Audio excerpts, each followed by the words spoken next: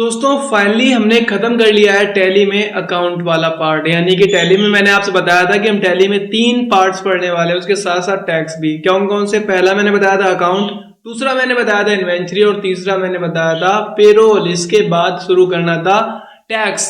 Tax में हमें पढ़ने थे टीडीएस, टीसीएस, सर्विस टैक्स और जीएसटी। मेन हमारा जो है वो जीएसटी है। तो आज हम शुरू करने वाले हैं टैली का सेकेंड पार्ट यानी कि इन्वेंटरी।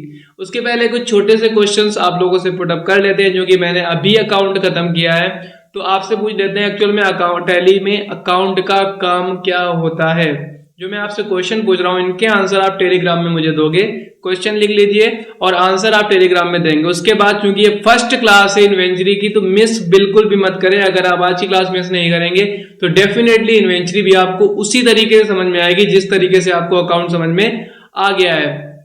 पहला मेरा क्वेश्चन है आखिरकार अकाउंट का काम होता क्या है। दूसरा क्वेश्चन प्रोप्राइटर और ऑनर में क्या अंतर होता है। कंपनी का एक प्रोप्राइटर होता है और कंपनी का एक ऑनर होता है, इन दोनों में अंतर क्या होता है। अगला क्वेश्चन इन्वेस्टर क्या होता है। इन्वेस्टर क्या होता है। क्वेश्चन नंबर अगला हमारा है ट्रेड और बिजनेस में क्या अंतर होता है। ट्रेड और बिजनेस में अंतर क्या होता है। ठीक है, कल मैं लास्ट में आपसे बजट पता पढ़ाया था आपको, तो मैं आपसे पूछ रहा हूं बजट को टैली में देखते कैसे हैं। टैली प्राइम में बजट कैसे देखते हैं, ये हमारे कुछ क्वेश्चंस हैं। अब क्लास शुरू करने से पहले आप सभी का मैं स्वागत करता हूं अपने इस यूट्यूब चैनल एएसजी क्लासेस में। मैं हूं आपका दोस्त, नाम बताने की जरूरत बिल्कुल भी नहीं है, हालांकि मेरा नाम आरिफ है। हमारा एक सेकंड यूट्यूब चैनल और भी है, आज मैं आपसे फिर से प्रमोट कर रहा हूँ। उसका नाम है ऑल इंडिया न्यूज़, जहाँ पर आपको यूनिवर्सिटी से रिलेटेड सारी के सारी न्यूज़ मिलते हैं। उसके साथ साथ और भी जो भी न्यूज़ेस आती हैं वो आपको आप तक पहुँचाई जाती हैं। तो अगर अभी तक आपने सब्सक्राइब नहीं किया है तो समय बर्बाद मत करें, जल्दी से जाकर उसको भी सब्सक्राइब कर लें। स्टार्ट कर लेते हैं ये पोर्शन।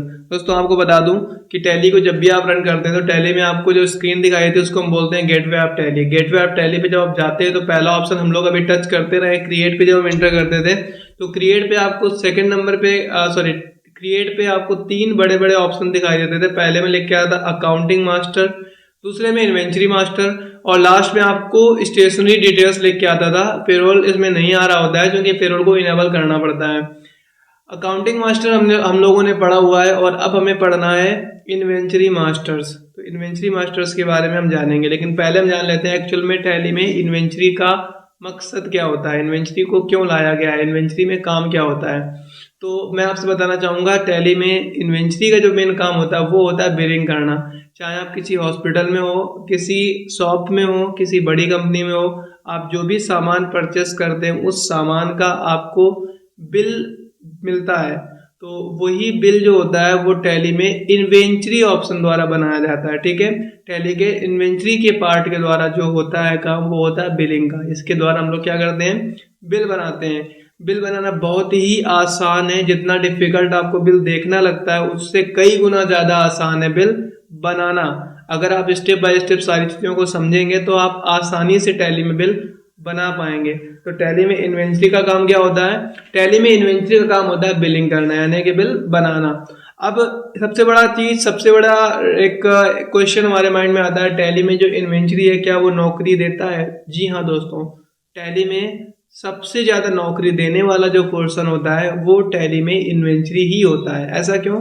ऐसा इसलिए क्योंकि चाहे एक छोटी सी दुकान हो, चाहे एक मेडिकल स्टोर हो, चाहे एक हॉस्पिटल हो या कोई भी बड़ी से बड़ी कंपनी हो, बिलिंग का काम तो हर जगह होता ही है। बिलिंग का जो काम होता है वो आपका टैली में इन्वेंटरी के द्वारा किया जाता है। ठीक है, तो इसलिए सबसे ज्यादा नौकरी देने वाला जो टैली में ऑप्शन है वो है इन्वेंटरी। इसको तो समझ गए। अब बात करते हैं सैलरी को लेकर। तो दोस्तों आपको मैं एक छोटा सा एग्जांपल देना चाहूँगा। जिस तरीके से एक अगर मैं पुलिस में बात करूँ तो पुलिस में एक एसआई होता है और एक होते हैं सिपाही। अगर मैं बात करता हूँ वैकेंसीज की तो एसआई की वैकेंसी कम निकलती है, लेकिन वहीं पर सिपाही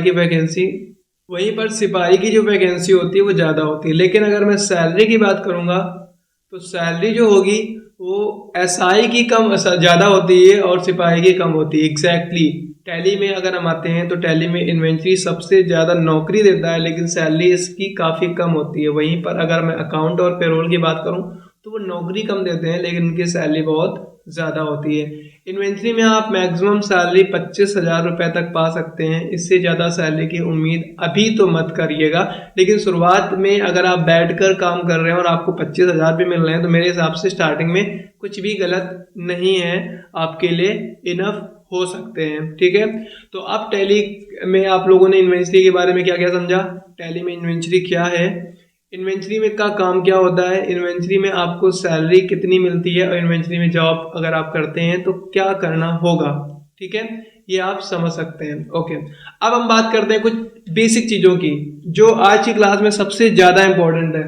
क्या क्या इंपॉर्टेंट है, जैसे कि टैली में अगर आप इन्वेंट्री का क्रिएट ऑप्शन जाओगे और इन्वेंट्री मास्टर पे एंटर करोगे तो आपको 3 ऑप्शन दिखते हैं। पहला आपको दिखेगा स्टॉक ग्रुप, ठीक है, स्टॉक ग्रुप, दूसरा स्टॉक कैटेगरी और तीसरा स्टॉक आइटम, उसके नीचे यूनिट। तो आज हम स्टॉक ग्रुप, स्टॉक कैटेगरी और स्टॉक आइटम को समझने वाले हैं।